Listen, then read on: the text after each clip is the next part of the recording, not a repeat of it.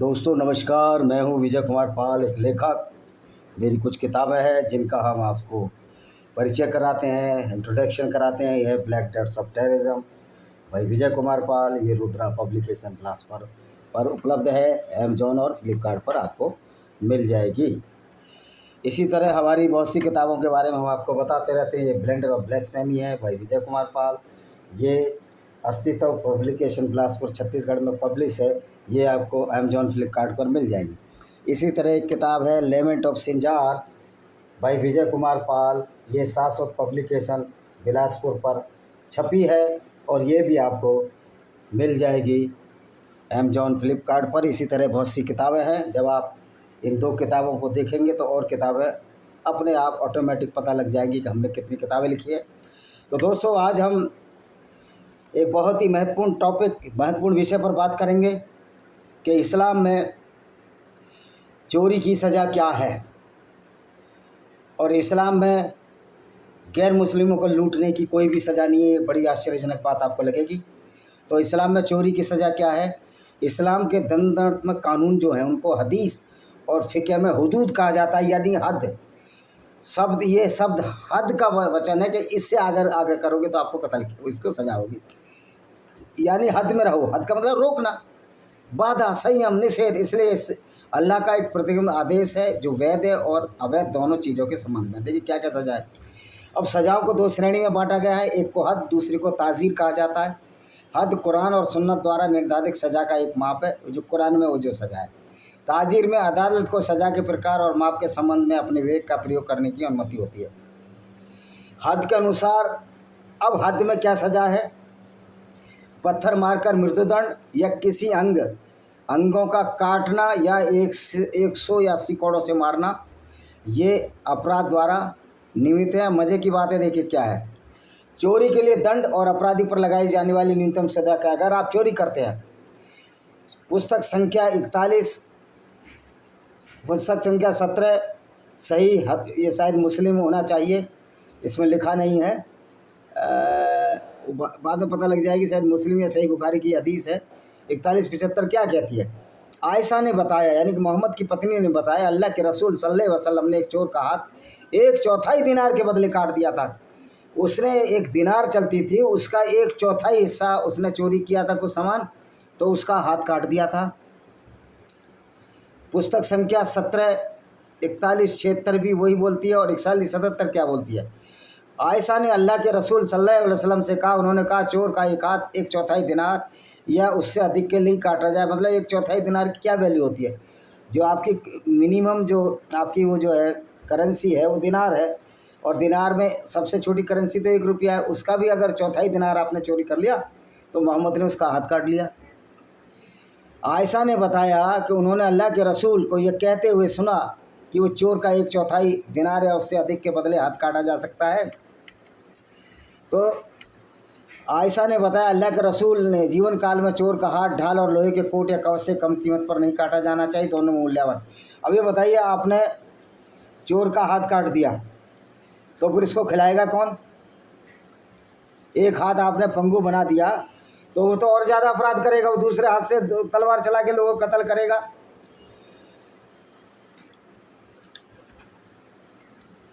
क्योंकि ढाल और लोहे का कोट और कवच से कम कीमत, मतलब ये चोरी कर लो तो हाथ काट दो उसका। उमर ने बताया कि अल्लाह के रसूल ने एक ढाल चुराने वाले का हाथ काट दिया जिसकी कीमत 3 दिरहम थी। सिर्फ 3 दिरहम में उसने हाथ काट दिया मोहम्मद ने।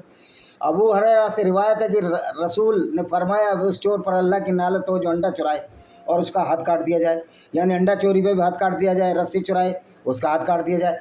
मतलब इस तरह की मूर्खतापूर्ण बात है कि रस्सी और अंडे पर हाथ काट दिया जा रहा है। 1 दिनार 1/4 दिनार पर हाथ काट दिया जा रहा है।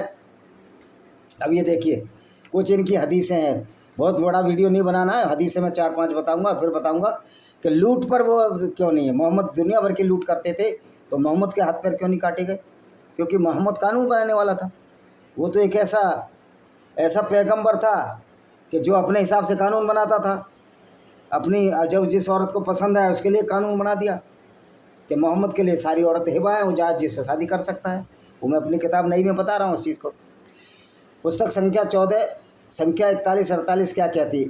आयशा ने बताया कुरैश उस मखजूमी महिला के बारे में चिंतित थे जिसने चोरी की थी, और कहा उसके बारे में अल्लाह के रसूल से कौन बात करेगा। उन्होंने कहा अल्लाह के रसूल के प्रिय उसामा के अलावा कौन इसकी हिम्मत कर सकता है। तो उसामा ने उससे बात की। उसामा इसका साथी था। इस पर अल्लाह के रसूल ने कहा क्या तुम अल्लाह द्वारा निर्धारित दंडों में किसी एक के बारे में सिफारिश करते हो। फिर वह खड़े हुए और लोगों को संबोधित करते हुए कहा, हे लोगों, जो लोग तुमसे पहले चले गए थे वे नष्ट हो गए, क्योंकि अगर उनके बीच किसी उच्च पद वाले ने चोरी की तो उन्होंने छोड़ दिया, अगर किसी निम्न पद वाले ने चोरी की तो उन्होंने उस पर निर्धारित दंड लगाया। अल्लाह की कसम, अगर मोहम्मद की बेटी फातिमा चोरी करती तो मैं उसका हाथ काट देता। यानी कि उसका भी हाथ काटा जाएगा। चोर का हाथ काटने की सजा है। दूसरी हदीस क्या कहती है, पुस्तक संख्या 17 हदीस 4188 क्या कहती है, सही मुस्लिम है शायद। अल्लाह के रसूल उन पर शांति हो की पत्नी आयशा ने बताया कुरैश उस महिला के बारे में चिंतित थे जिसने अल्लाह के रसूल उन पर शांति हो ने जीवन काल के दौरान विजय की यात्रा पर दौरान चोरी की थी। उन्होंने कहा उसके बारे में अल्लाह के रसूल उन पर शांति हो से कौन बात करेगा। उन्होंने कहा फिर अल्लाह के रसूल की प्रिय उसामा बिन जैद का बेटा उसामा के अलावा कौन ऐसा करने की हिम्मत कर सकता है। उसे अल्लाह के रसूल के पास लाया गया और उसामा बिन जैद ने उसके बारे में उससे बात की। अल्लाह के रसूल के चेहरे का रंग बदल गया। उन्होंने कहा कि आप अल्लाह की निर्धारित सजाओं में किसी में मददता करते हो। उन्होंने कहा अल्लाह के रसूल, उन्होंने अल्लाह की तारीफ़ की जैसा कि वह हकदार है। फिर कहा अब हमारे विषय पर आते हैं। इसने तुमसे पहले वालों को तबाह कर दिया। जब उनमें से किसी चोरी की तो उन्होंने छोड़ दिया, और जब उनमें से किसी कमज़ोर ने चोरी की तो उन्होंने उस पर दंड निर्धारित किया। उसकी कसम जिसके हाथ में मेरी जान है, अगर मोहम्मद की बेटी फातिमा भी चोरी करती तो मैं उसका हाथ काट देता। फिर आपके पवित्र पैगम्बर रसूलुल्लाह के बारे में आदेश दिया जिसने चोरी की थी उसका हाथ काट दिया जाए। आयशा ने आगे कहा उसकी अच्छी तौबा थी, उसके बाद शादी कर ली और उसके बाद मेरे पास आती थी। मैंने उसकी ज़रूरतों को अल्लाह के रसूल तक पहुंचाया। अब बताओ, इसको हाथ काट दिया उसका चोरी पे। पुस्तक संख्या 4179 में भी यही कही जाती है और पुस्तक संख्या 4190 में भी यही बात की जाती है। अब ये देखिए, अब सवाल इस बात का है, जब हाथ काट दिए गए चोरी के अपराध में तो मोहम्मद ने तो कितनी लूटें की। मोहम्मद ने बनु कुरैज़ा की औरतों को लूट कर, जो यहूदी कबीला था, और मोहम्मद खुद अटैक करने गए। मोहम्मद ने खुद रेहाना के साथ, जुवैरिया के साथ, सफिया बिन हुय्या के साथ बलात्कार किया। सफिया बिन हुय्या के पति को मारा जिसका नाम किनाना अलराबी था, जिस पर खजाने की चाबी थी। फिर उसने उनके पिता हुय्या को मारा और 3 रात ये मोहम्मद उसके साथ बलात्कार करता रहा।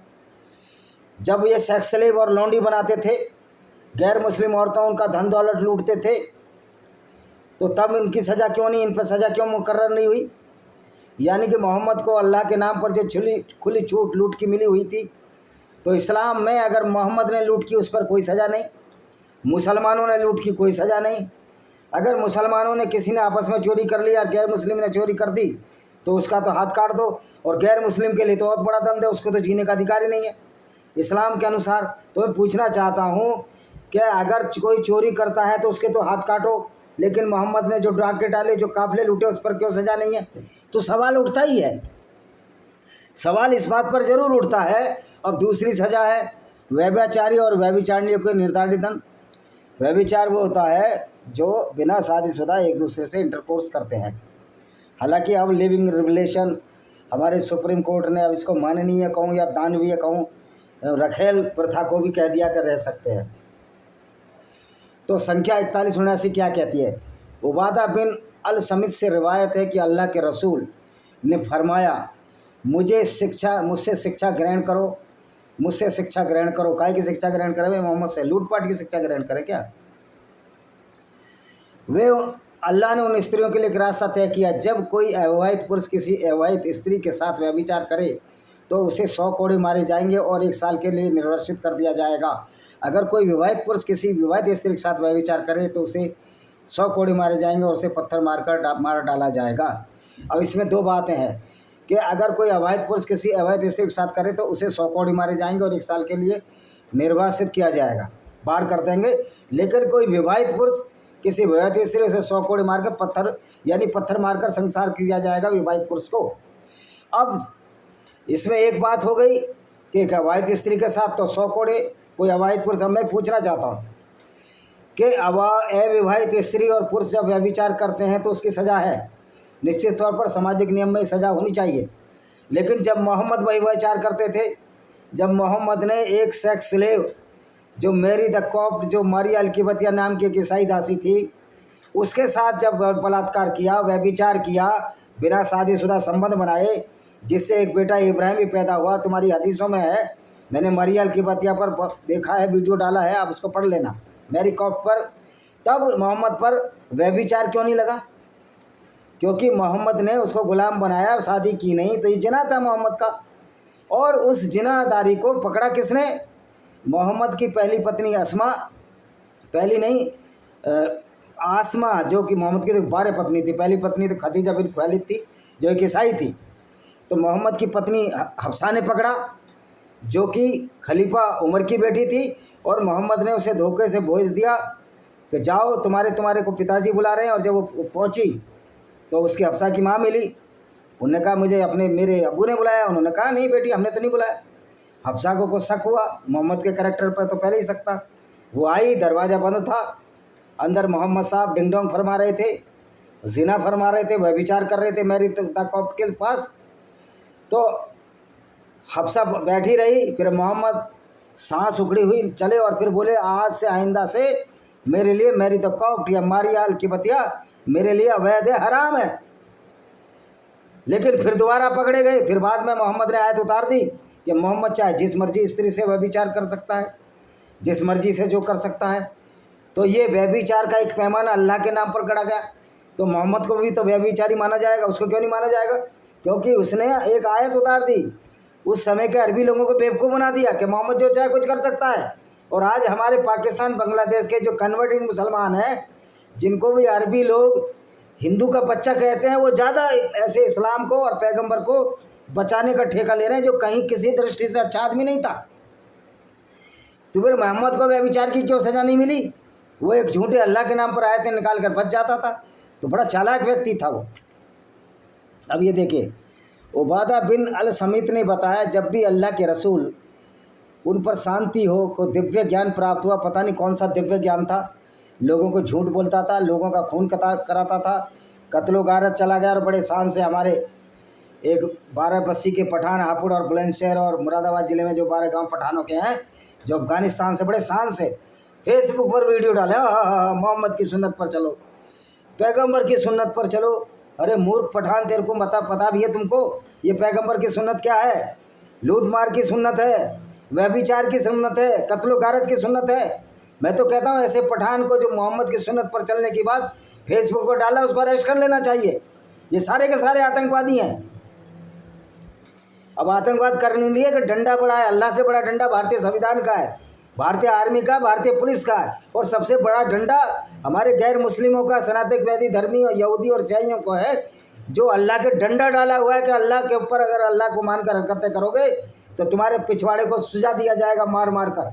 ये है ताकत, काफिरों की ताकत, मानवता की ताकत, इंसानियत की ताकत, जिसके सामने अल्लाह की गुंडागर्दी फेल हो रही है, जिसको हम इस्लाम के नाम से जानते हैं।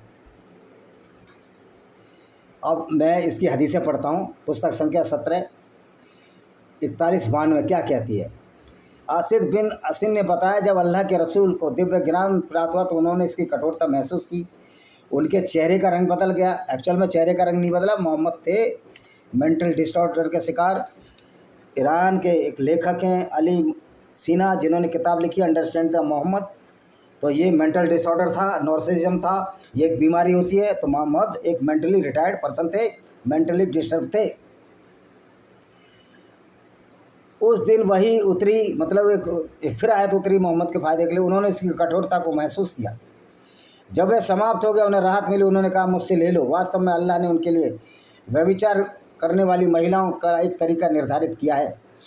जब एक विवाहित पुरुष एक विवाहित महिला के साथ व्यभिचार करता है और एक विवाहित पुरुष एक अविवाहित महिला के साथ व्यवहार करता है तो विवाहित के मामले में 100 कोड़े और मौत की सज़ा देनी है, और अवैध के लिए 100 कोड़े मारने का 1 वर्ष के लिए निर्वासन है। यानी को 100 कोड़े मारे जाएंगे, 1 साल फिर वो व्यभिचार करे, लेकिन विवाहित को कत्ल कर देना है। फिर मोहम्मद को कत्ल क्यों नहीं किया गया भाई? मोहम्मद ने भी तो व्यभिचार किया मारिया अल-कब के साथ। वहाँ एक अल्लाह आ जाता था, एक ऐसा अल्लाह जो लुटेरे, खून के प्यासे, दरिंदे और बैसी मुसलमानों के ग्रुप को स्वर्ग और जन्नत का वायदा दे रहा था। तो ये अल्लाह तो था ही नहीं, ये तो सारा कुछ मोहम्मद का खेल है। कहते हैं ना, अल्लाह ही गंगाधारी शक्तिमान है, शक्तिमान ही गंगाधार है। इसी तरह मोहम्मदी अल्लाह है, अल्लाह ही मोहम्मद है। आप इसको यूँ भी समझ सकते हैं। अच्छा, विवाहित व्यभिचारी को पत्थर से मार कर मार देना है। अच्छा, जो व्यभिचार का अपना अपराध स्वीकार करता है उसके लिए क्या है? पुस्तक 17 संख्या 4196, ये सही मुस्लिम हदीस है। अबू हुरैरा ने बताया, मुसलमानों से एक व्यक्ति अल्लाह के रसूल के पास आया। जब वे मस्जिद में थे, उसने उसे पुकारा, कहा, अल्लाह के रसूल, मैंने व्यभिचार किया है। वह उससे दूर हो गए, फिर उनके सामने आए। मतलब मोहम्मद ऐसे दूर हो गया कि जैसे वो बड़ा अपवित्र है, यानी मोहम्मद ने कभी दुराचार किया ही नहीं था, व्यभिचार ही नहीं किया था। यानी कि मज़े की बात ये, जो खुद वो काम कर रहा है, यानी कि चोर ये सर्टिफिकेट देगा कि मैं चोरी करना बुरा है, या गुड़ खाने वाले बोलेगा गुड़ खाना पाप है। तो मोहम्मद भी इसी तरह का था, खुद जो व्यभिचार करते थे, लेकिन सर्टिफिकेट व्यभिचार पर दे रहे हैं कि व्यभिचार करना पाप है। यार किस तरह का जज थे तुम्हारे पैगंबर साहब? और अल्लाह के रसूल ने कहा, क्या तुम पागल हो? उसने कहा नहीं। फिर उन्होंने, क्या तुम शादीशुदा? उसने कहा हाँ। इसके बाद अल्लाह के रसूल ने कहा, इसे ले जाओ, इसे पत्थरों से मारो। इब्न शिहाब ने एक ने कहा, जिस कथावाचकों से जिसने जाबिर भी को सुना था, अब्दुल्ला ने यह कहते फिर इसका सूचिया, मैं उन लोगों में से था जिन्होंने उसे पत्थरों से मारा। जब वो पत्थरों से उसे घायल कर दिया तो भाग गया। हमने उसे हर्रा में पकड़ लिया, उसे पत्थर मारकर मार डाला। यह हदीस उस ज़माने के लोगों से रियायत की गई है। और देखिए, जबीर बिन समूरा ने बताया, जब उसे अल्लाह के रसूल के पास लाया जा रहा था तो मैंने माइस बिन मलिक को देखा। एक छोटे कद का व्यक्ति, मजबूत नसों वाला, मतलब गठीला शरीर, जिसके शरीर पर कोई लबादा नहीं था। उसने अपने खिलाफ 4 बार गवाही दी कि उसने व्यभिचार किया है। फिर अल्लाह के रसूल सल्लल्लाहु अलैहि वसल्लम ने कहा, शायद तुमने उसे चूमा या गले लगाया? उन्होंने कहा नहीं, अल्लाह की कसम, एक विचलित व्यक्ति ने व्यभिचार किया है। फिर उन्होंने उसे मौत के घाट पत्थर मार दिया और ये संदेश दिया, देखो हम अल्लाह के मार्ग में जिहाद के लिए निकले। जो तुम में से पीछे रह गए, एक नर बकरे की तरह चीज़ का थोड़ा सा दूध पिया। तो अब ये बताइए, मोहम्मद तो खुद व्यभिचारी था। फिर और देखें कौन सी है,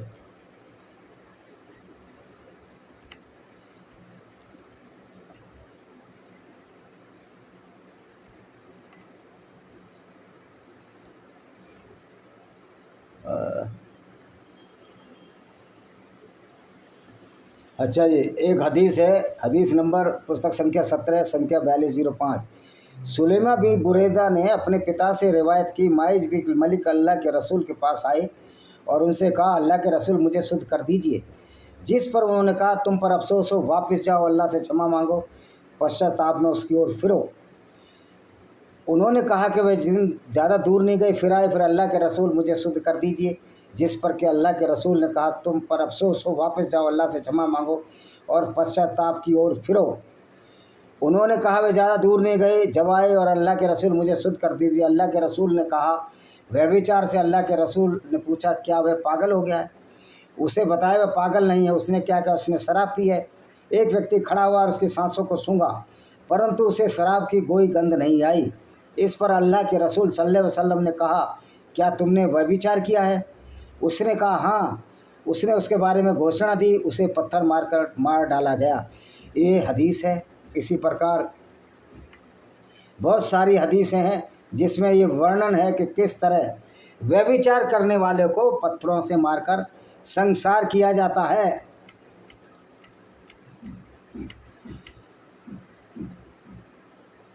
एक पुस्तक संख्या 17 और पुस्तक 17 हदीस संख्या 4211 क्या कहती है? अब्दुल्ला बिन उमर ने बताया, जो कि दूसरा खलीफा था, एक यहूदी और यहूदियों को अल्लाह के रसूल के पास लाया गया जिन्होंने व्यभिचार किया था। अल्लाह के रसूल सल्लल्लाहु अलैहि वसल्लम यहूदियों के पास आए और कहा, तुम व्यभिचार करने वालों के लिए तौरात में क्या पाते हो, जो यहूदियों की धर्म पुस्तक है? उन्होंने कहा, हम उनके चेहरे पर खालिक पोत देते हैं और उन्हें गधे पर सवार करते हैं उनके चेहरे विपरीत दिशाओं में कर दिए जाते हैं और उनकी पीठ एक दूसरे को छूती हुई होती है, फिर उन्हें शहर में घुमाया जाता। उसने कहा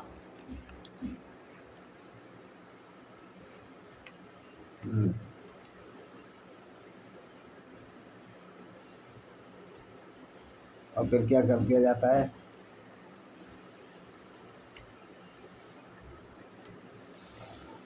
उसने कहा अगर तुम सच्चे हो तो तौरात लाओ। वैसे लाए, उसे पढ़ा, यहाँ तक कि जब वे पत्थर मारने से संबंधित आयत पर पहुँचे तो पढ़ने वाले ने पत्थर मारने से संबंधित आयत पर अपना हाथ रखा, केवल वही पढ़ा जो उसके हाथ और उसके बाद की आयत के बीच था।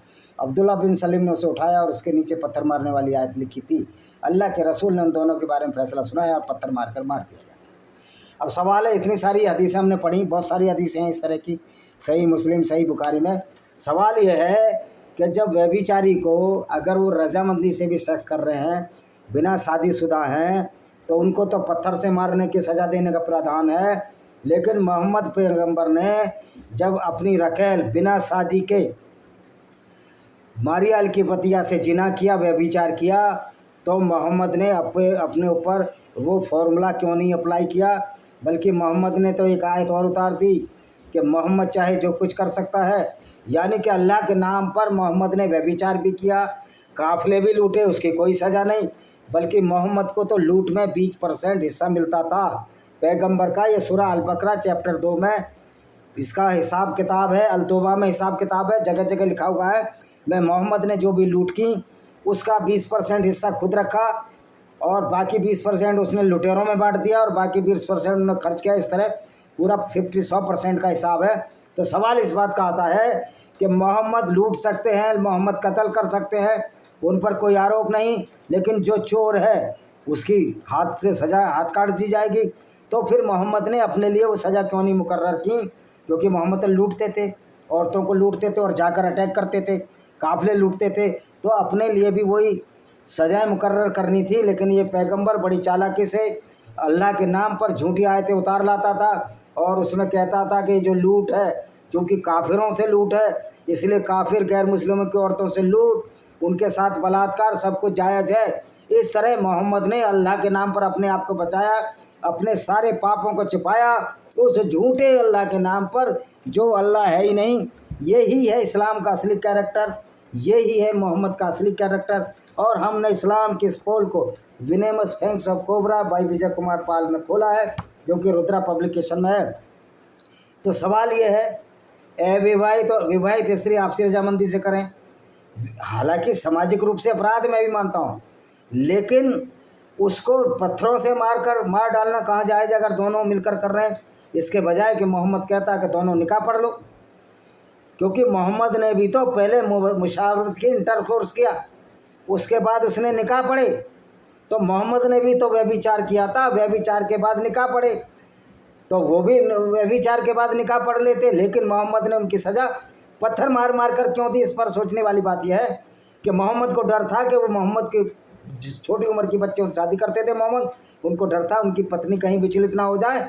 तो उन्होंने कहा जो विवाहित स्त्री से गैर विवाहित या करेगा उसको मार दिया जाएगा। ये मोहम्मद का अंदर का डर था, इसलिए मोहम्मद ने ऐसी सजाएं निर्धारित की और बाद में मरते मरते कह गया कि तुम्हारी जो मेरी पत्नी है 18 साल की आयशा थी जब मोहम्मद की डेथ हुई, ये तुम्हारी सबकी माँ है। और अभी बेचारे इतने सीधे साधे थे कि उसको माँ मानने लगे। तो मोहम्मद ने बड़ी चालाकी से दूसरों के साथ तो व्यभिचार किए और करवाए गैर मुस्लिम औरतों के साथ, लेकिन अपने लिए कोई सज़ा का प्रावधान नहीं रखा। इसके विरुद्ध चोरों के हाथ काटने की सज़ा दी, लेकिन मोहम्मद ने जो काफिले लूटे, जो मुसलमानों ने काफिले लूटे, उसके लिए कोई सज़ा का प्रावधान नहीं। यह है इस्लाम का दोहरा चरित्र, जो सिर्फ और सिर्फ इस्लाम मोहम्मद ने अपने फ़ायदे, मुसलमानों के फ़ायदे के लिए चलाया है, जो आज तक मुस्लिम इसका फ़ायदा ले रहे हैं। कहीं भी लूटपाट करेंगे अल्लाह के नाम से हो रही है, कत्ल करें अल्लाह के नाम से हो रही है। और जब कहीं मोहम्मद के पोल खोलो तो सरतन से जुदा के नारे, तो भाई सरतन से जुदा के नारे अब बंद करो, क्योंकि अब ये तुम्हारा चलने वाला नहीं है।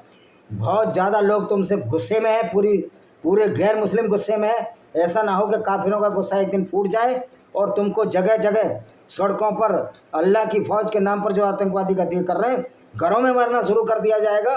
अगर ये काम हो जाए बहुत जल्दी तो काफिरों इस्लामिक आतंकवादियों को जहाँ पाओ उनके घरों में उनको निपटाओ, उनको एलिमिनेट करो, क्योंकि इस दुनिया को अगर बचाना है तो इस्लामिक विचारधारा के जो सफ़ीने हैं, जो जहाज़ है, जो उस पर एक गूंज सवार हैं, जिस पर इस्लामी गुंडे सवार हैं, जो कुरान को पढ़कर लोगों को कत्ल कर रहे हैं, इनका सफाया बहुत ज़रूरी है। इसी के साथ मैं इस वीडियो को विराम देता हूँ। वंदे मातरम, जय हिंद। आपका दिन शुभ हो।